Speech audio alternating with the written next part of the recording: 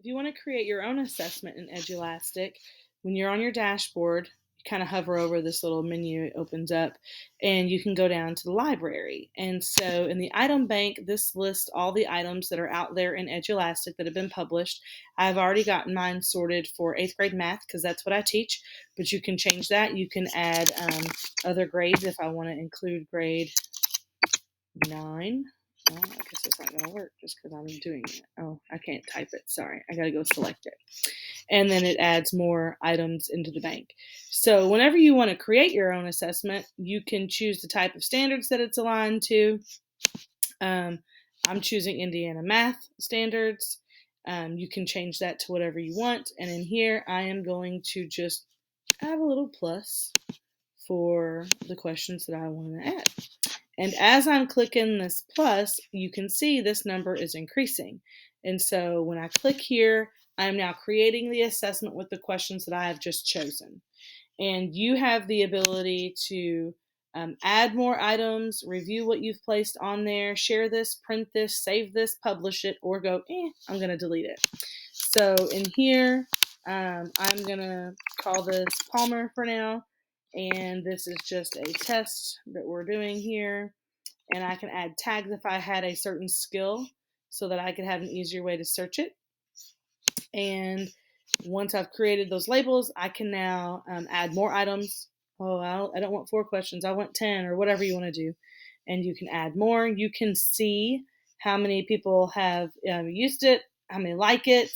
You can see the type of question that it is, if it's a multi-part, multiple choice, if it's a drop down, if they answer with entering in the text. The standard that's aligned with it is also noted here in green. So I can click on the little eyeball and view the question, and then I can add it if I want. And so now I've added another question. I can remove it if I click remove. If I want to review the test that I have created, now I can see, there's 5 questions. And I can, from here, I can do the same things that I was just telling you. The other thing I can do is change the point value that I want to score this out of. If I want the second question to actually be the first question, I just click and drag it and move it over. And I see all of the standards that are on this test. So they're right here in the green. And in my settings, this is where you really want to take most of your time to make sure that you do this correctly. You can change it as a test or practice. You can have the instructions on or off. I always just release the score whenever I'm letting students get feedback at the end until everybody has taken it. And then we kind of go over the entire test in class and share screens.